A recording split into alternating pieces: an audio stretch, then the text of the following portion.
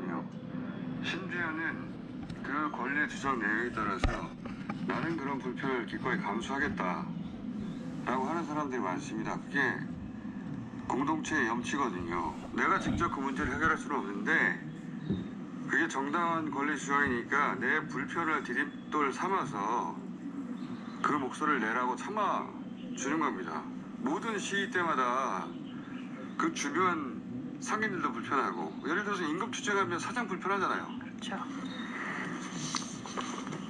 모든 것이 선이 있긴 하나 그 공동체 염치로 우린 이걸 참아주겠다고 할 때 그걸 가지고 그 공동체가 만들어진 공간을 가지고 정치인이 문제를 해결하는 거예요. 기본적으로 정치인의 자질이 없는 겁니다. 이런 말을 하는 것은.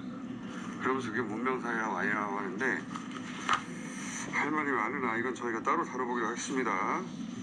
네. 자, 코로나 상황은요? 네, 어제 발생된 국내 발생 확진자 34만여 명으로 집계됐습니다. 오늘은 한 42만 명 정도로 발표될 것으로 보이는데요. 수요 수치가 가장 한 주의 피크인 것으로 감안하더라도 지난주보다는 확실히 줄었고요. 계속해서 증가하던 추세도 확실히 꺾인 것으로 볼 수 있습니다. 자, 원만한 하락세인 건 분명한 것 네. 같습니다. 자, 그리고 3차 성인 백신 접종률 소폭으로 지금 오르고 있습니다. 아주 천천히 오르긴 오릅니다. 네. 네. 저희가 이제 전문가와 함께 시뮬레이션 해보니까 여름 깨면 우리가 있는 거의 일상에 가까운 회복이 있을 수 있는데, 근데 그 우리 사회 전체의 집단 면역이 80% 이상 넘어가려면 접종률이 더 올라가야 된다는 겁니다. 3차. 이 얘기 따로 한번 하겠습니다. 예. 네. 자, 이어서 뉴스는요? 네, 문재인 대통령이 윤석열 당선자와의 회동에서 집무실 이전에 대해서 협조하겠다라고 보도가 있었죠. 그런데 어제 국무회의에서 예비비 안건으로 올라오지 않았고 인수위가 예비비를 다시 짜면 검토하기로 했습니다. 제가 어제도 얘기했지만 이제 협조라는 단어로 보도를 했는데 그 언론 플레이예요. 방점은 제가 어제 면밀히에 있다고 했지 네. 않습니까? 당연하지 않습니까? 세금이 이게 뭐 100만 원, 200만 원 들어가는 게 아니잖아요.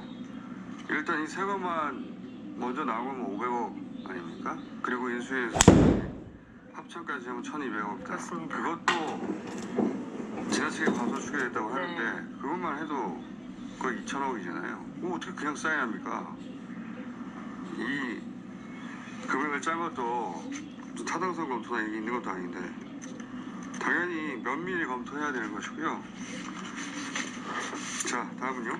네, 그리고 김정숙 여사의 옷값을 두고 수억을 썼다는 주장까지 나오고 있는데 윤석열 당선자 부인 김건희 씨는 10년 된 재킷을 여전히 입는다는 등의 기사가 보도되고 있습니다. 코미디 아닙니까? 너무. 저는 이 시점에 이런 기사가 지속적으로 나오는 것은 그 정치적 의도를 의심할 수밖에 없다. 몇 차례 말씀드렸는데 제가 여러 차례 얘기했지만 모든 의료 구매는 김정숙 여사의 경우 접권 초기부터 사비로, 그것도 혹여 이런 일이 있을지 모르니까 다 카드로 구매한 것으로, 그래서 기록이 남겨서 영수증도 보관하고 한 것으로 저는 알고 있습니다. 접권 초부터 그렇게 들었으니까. 네. 어제 청와대도 그런 입장을 냈던데 아마 퇴임하고 나면 이런 주장 혹은 이런 기사 하나하나 모두 법적 대응하지 않겠는가, 제 예상입니다. 강아지 사료도 청와대에서 사비로 네. 구입한다고 했었어요. 참 어처구니 없는 기사인데 계속 나오고 있어요. 네, 그리고 옷값에 이어서 외국 순방을 두고 외유가 아니라는 주장도 제기됐는데요. 3년 전 그 북유럽 순방 당시 이런 것도 다 자세히 할 필요 없고요. 네. 다 마찬가지 맥락입니다. 갑자기 문 대통령을 지금 바로 걸고 넘어질 수는 없다 보니까 살짝 틀은 거죠. 잠깐 기술이 들어가는 거죠. 네. 이런 일정들은 다 주최 측의 요청이 기본적으로 있어야 하는 거고 조율이 되는 거예요. 이걸 몰라서가 아니라 말고도 일부러 이런 기사 계속 그냥 내는 겁니다. 자, 이런 기사가 나오는 덕분에 종편이나 보수 매체들은 이걸 크게 보도하고, 그리고 그래서 지난주에 언론 일면을 장식했던 용산 이전이 싹 사라졌지 않습니까? 네. 그것도 그렇고 지금 지지율도 갑자기가 아니죠. 최근에 나온 지지율 수치를 보면 퇴임하는 대통령하고 당선자의 지지율이 비슷하거나 넘어서거나 하는 일도 있지 않습니까? 다 연결된 사안이라고 봅니다. 그런데 워낙 이런 일들에 대한 학습이 없어서 논두렁 시기도 그렇고 이렇게 해서 먹힐 일이 아니라고 저는 봅니다. 자, 다음요. 네. 윤석열 당선자는 이르면 이번 주말 총리 후보 지명할 것으로 알려져 있는데요. 안철수 위원장이 어제 총리를 맡을 의사가 없다고 윤석열 당선자에게 의사를 표현했다고 합니다. 안철수 위원장의 착각은 본인이 맡을 의사가 있으면 맡겨줄 줄 안다는 거예요. 그렇지 않습니다. 권력은 나누지 않습니다. 특히 정부는 더 그래요. 안철수 대표의 역할은 이게 사실상 의미 있는 역할은 마지막이 아니겠는가. 위원장, 인수위원장 상징적인 역할을 준 거죠. 자, 다음은요. 인수위에서 임대차 3법 폐지하거나 개정하겠다는 뜻을 계속해서 밝혀오고 있는데요. 민주당에서는 이것을 사실상 반대를 하고 있어 실제 추진까지는 쉽지 않을 거다라는 전망 계속 나오고 있습니다. 이런 기사는 무의미한 기사예요. 쉽지 않을 수 그냥 못 바꿀 줄 아는데 하는 말이에요. 네. 임대차 3법을 추진하려고 했는데, 개정하려고 했는데, 3법 폐지 혹은 개정하려고 했는데 반대하니까 못했다는 말을 해두는 거예요. 이 말은 2년 후에 총선 이후에 그렇다면 이제 앞으로 추진하겠다고 할 수 있는 것이고, 인수위가 어떻게 바꿉니까? 이 인수위에 있는 분들이 국회에서 입법에서 개정할 것도 아니고 그냥 아무 의미가 없는 기사입니다. 이건 핑계예요.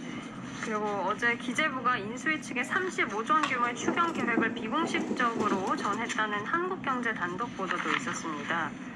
그 인수위 이전 비용도 기재부가 줬다는 얘기가 나왔었고, 네. 이것도 기재부 얘기가 나오는데, 기재부에서는 국수로 우리는 그런 자료 준 적 없다고 하잖아요. 네. 두 번 다. 이건 기재부 내에 당선자 측과 연결되는 누군가가 있다는 뜻이고, 그 누군가가 차기 장관 혹은 장관의 측근이 되는 거겠죠. 비공식적으로 요청, 비공식적으로 받은 수치 같은 게 있다, 그런 얘기입니다. 자, 다음은요. 그리고 인수위에서 정부 조직 개편 논의가 이제 시작되죠. 근데 외교와 통상을 합치는 안이 거론이 되고 있는데, 이에 대해서 이제 미국이 부정적인 입장을 밝혔다고 한국경제가 단독 보도했습니다. 미국이 그런 입장을 밝힌 이유는 사실 웃긴 거죠. 우리 정부 조직 개편을 했다는데 자기들이 뭐라고 입장을 밝힙니까? 그 자체가 웃긴 일인데, 이게 이제 최근에 그 미국 의회 조사국에서 나온 한국 당선자 외교 관련 내용들을 보면 우려가 있고, 그리고 굉장히 강성이다, 반중 정서가 강하다라고 인식하고 있는 것 같아요. 근데 미국의 대북 압박은 그 당선자가 말하는 사드 배치하고 이런 게 아니고, 본질이 경제예요. 공급망을 재편하겠다는 겁니다. 사인을 잘못 읽고 있다는 메시지이기도 한 거예요. 우리는 중국 반중 공급망을 새로 짜겠다는 뜻을 가지고 있는데, 외교 통상부를 합쳐버리면 어떡하냐, 통상부가 그게 전문 부처인데 라는 미국의 의사인 겁니다. 군사적으로 압박해가지고 그런 군사 대치 상황을 만들려고 하는 게 아니다, 그런 메시지이기도 한 거죠. 자, 다음은요. 그리고 이어서 민주당과 새로운 물결이 합당 추진을 공식화했습니다. 이건 이제 김동연 전 부총리 지방선거 출마 때문에 그런 거고요. 다음은요. 그리고 국민의 절반이 윤석열 정부에 대한 기대가 낮은 것으로 나타났습니다. 뉴스토마토가 지난 29일부터 27일까지 미디어토마토 의뢰해서 실시한 여론조사에서 차기 정부에 대해서 기대감이 낮다 50.0%, 기대감이 높다 46.4%로 오차범위 안으로 집계가 됐는데요. 자세한 내용 중앙선거 여론조사시면요 홈페이지 참고하시면 되겠습니다. 이게 최근 계속 높아지는 거예요. 부정이 50%를 넘어갔잖아요. 네. 리얼미터도 40 후반대였는데 50% 넘어갔다는 것이고, 물론 서로 다른 조사이긴 합니다만 부정이 50% 넘어가는 건 임기 4년 차에 나이는 얘기입니다. 그리고 지금 인수위에 대한 평가에 대해서도 잘하고 있다가 30%도 채 되지 않습니다. 문제예요. 인사권 같은 경우도 임기까지 뭐 대통령이 행사해야 한다고 50%가 넘는 거 아닙니까? 이런 신고 갈등에 대해서 윤석열 당선자 책임이 더 크다는 게 훨씬 더 높고, 자, 그리고 일본과의 관계에 대해서도 관계 개선 의지 표명을 당선자가 계속했는데, 그 사이 일본 역사 정부의 교과서에서 이제 강제연행이라든지 종군 위안부라는 표현이 사라진 교과서가 검정 심사 통과했습니다. 일본 그분은 거꾸로 찬스가 오는 거예요. 예. 그런 당선자가 일본과 관계 개선을 계속 공개적으로 여러 차례 얘기하는데, 일본 정부는 이걸 찬스라고 모르는 거죠. 위안부 표현을 삭제해버렸어요. 자, 오늘 여기까지 하겠습니다. 따로 나가고 앞서 있습니다. 말씀드린 여론조사 실시 기간을 26일부터 27일인데 제가 29일이라고 말했나 봅니다. 정정하겠습니다. 여기까지 하겠습니다. 네, TBS의 류밀이었습니다.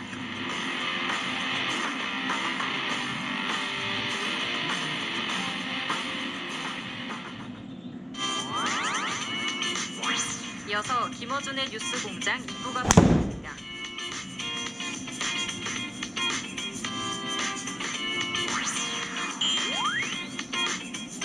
TBS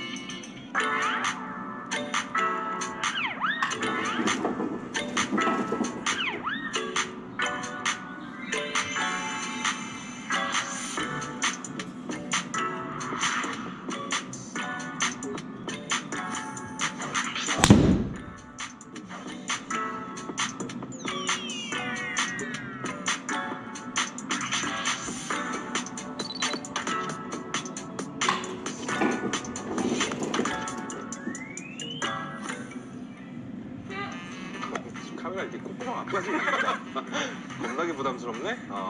자, 해시태그 시청자 여러분들께 엄청나게 중요한 사실 하나 알려드리겠습니다. 아마 지금까지 여러분들이 듣도 보도 못했던 엄청난 뉴스예요.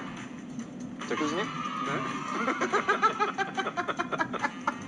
어쩜 이렇게 숨 쉬듯이 어색합니까? 손에 든 거 한번 들어주시죠. 자, 네. 구독은 네. 유튜브를 얼마나 좋아하는지를 보여주는 지표입니다. 애정의 척도군요. 그럼요. 그러면 내가 좋아하는 사람이 유튜브 채널을 새로 만들었다. 그럼 바로 누르겠네요? 바로 해야죠. 네. 자기만 하는 게 아니라 옆에서 어머. 자, 그럼 제가 손에 들고 있는 건 뭘까요? 좋아요. 좋아요. 이건 뭔고 하니? 여기가 지금 애정이라고 하셨잖아요. 그렇다면 이건 사랑이 되다. 이거 여기 원래 제 대사거든요. 걱정되네요. 어떻게 네. 대사를. 그럼 알림은 뭘까요? 알림은 뭘까요? 이번 활동가님? 네, 알림 설정은 집착입니다. 야, 새로 해시태그가 만든 채널 귀찮더라도 찾아주시고 구독 누르시고 좋아요 그리고 제대로 알림을 받아보시기 위해선 뭐까지 해야 된다? 알림 설정 알림.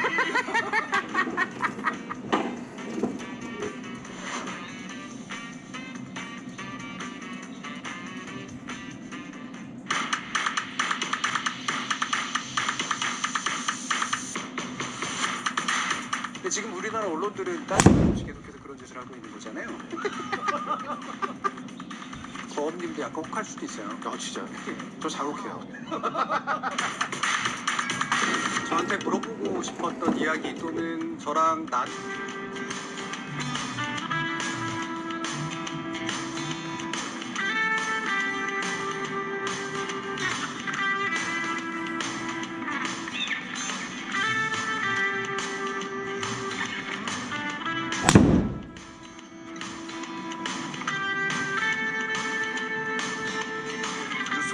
경제관리교사 최백은 교수님 나오셨습니다. 안녕하십니까? 네, 안녕하세요.